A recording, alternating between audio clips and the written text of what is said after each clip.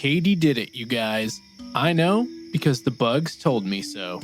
Welcome to episode 82 of Insects for Fun, the entomology and arthropod podcast hosted by me, Mitchell Logan.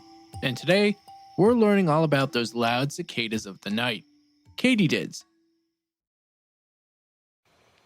Katydids, also called bush crickets, are members of the order Orthoptera, making them related to both crickets and grasshoppers.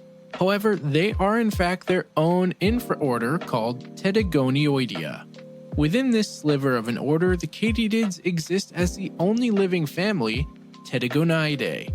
There are over 2,000 species of known Katydids, and they can be found all across the world, except for the sad and dark cold place. That being said, most are found in the tropics, and there are only around 255 species known in North America.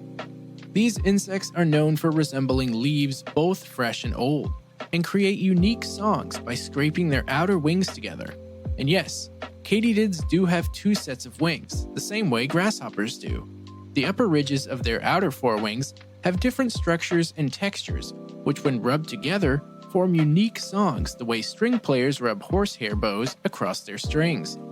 In fact, Katydids have something called a file on the underside of their forewing close to their thorax.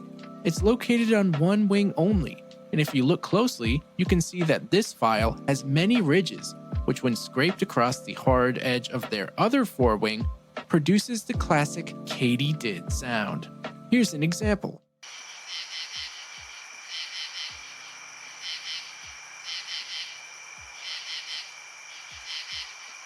They don't just make this sound though. They make loads of different noises from clicks to chirps and also different patterns of Katydid to Katydidn't. This is exactly where the name Katydid comes from.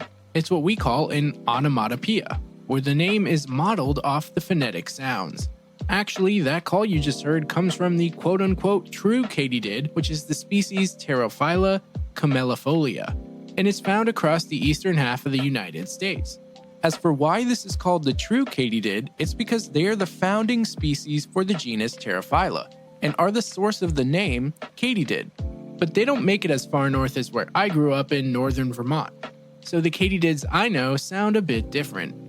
Katydids and crickets sing the same way, and they both have ears on their legs unlike grasshoppers, which hear through their abdomen and sing using ridges on their hind legs to rub against their outer wings. Grasshoppers are also active during the day, as we mentioned before.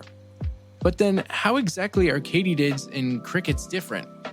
Well, for starters, Katydids are most often green, and they spend the majority of their time in trees, which is where the European name bush cricket comes from.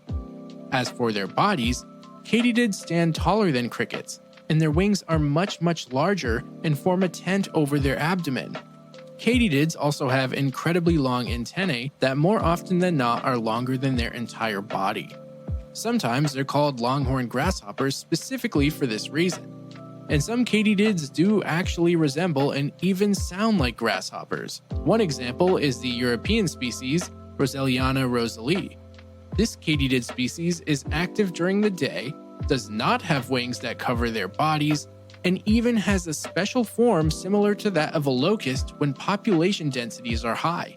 I'll put pictures on the Instagram, but there's a chance my North American listeners have actually encountered this before, especially for people who live in the Northeast like New York State and the Quebec area of Canada. As for how this Katydid got there, I'm not sure, but at this point it's expected to be through most of the Northeast United States. This is the sound those ones make.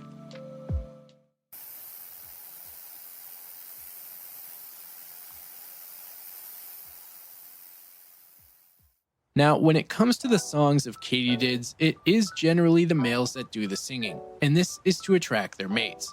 Some species have singing females as well, but this is usually in the form of just a chirp. Females are also generally larger than males, and have a knife-like protrusion from their abdomen for laying eggs, known as an ovipositor.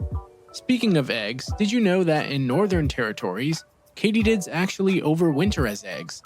Some species deposit theirs in soil, and others deposit them in plants. Still, others may lay them on rocks or other objects as well.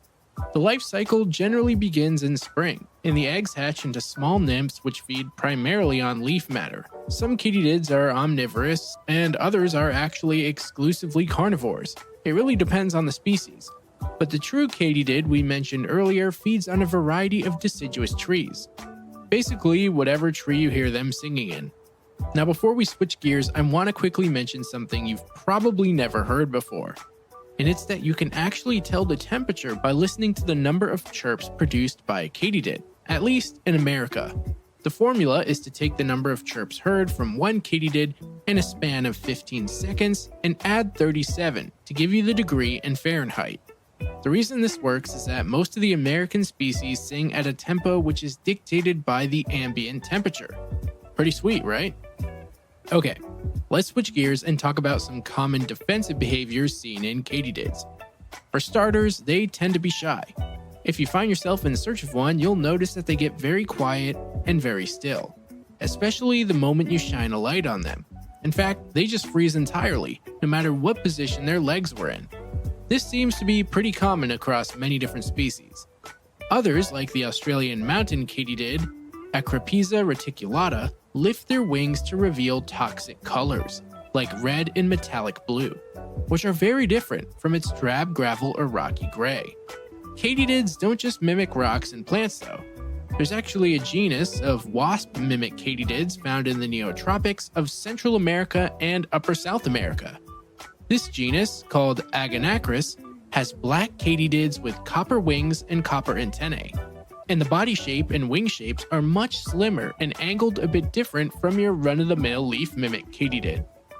Two other neotropic honorable mentions go to the rainbow katydids in the genus Vestria and the spiny devil katydids in the genus Panacanthus. The rainbow katydids in the genus Vestria come in a variety of beautiful colors, hence the name rainbow katydid. But they've got a really cool ability to produce a foul-smelling odor through a scent gland. And the spiny devil katydids, so aptly named, are incredibly spiny. Some katydids also have powerful mandibles and can give a nasty bite when threatened or captured. But this is not just for biting predators. They can also use this powerful bite to escape predation if caught by a leg through self-amputation. This practice is seen in many different katydid species, and it's not totally uncommon to come across a wild katydid with only 5 legs. There are many amazing and beautiful species of katydids out there, so we aren't covering them all in this episode. The goal is simply to bring you some interesting facts on these incredible creatures. Before we end the episode, I would like to go into some interesting folklore. The first is a tale on how they got their name.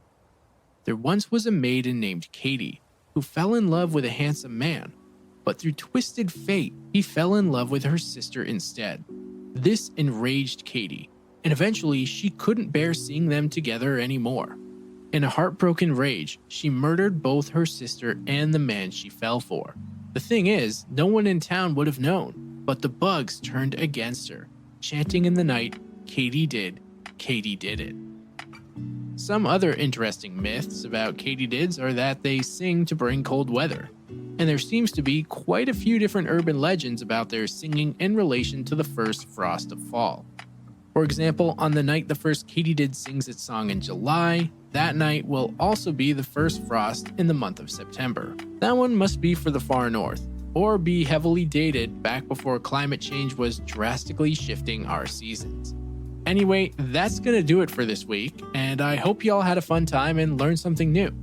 Make sure to write a review and rate the show to keep it growing. Thank you so much to all those who have recently rated and reviewed. It's honestly making a huge difference. You can also support the show over at patreon.com and cash in on some bonus episodes and vlogs if you're interested. I do have finished merch, but I've been trying to figure out the best way to make it available.